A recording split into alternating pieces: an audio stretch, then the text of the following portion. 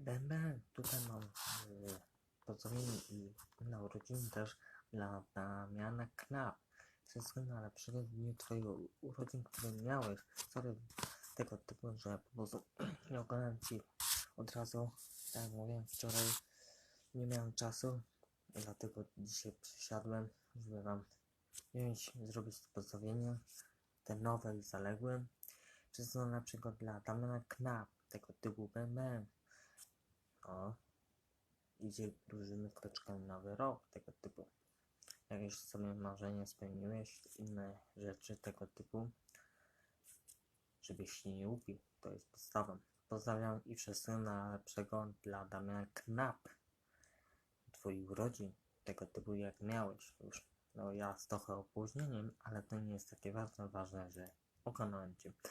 Pozdrawiam wszystkiego najlepszego dla Damiana Knap. Pozdrawiam, bam.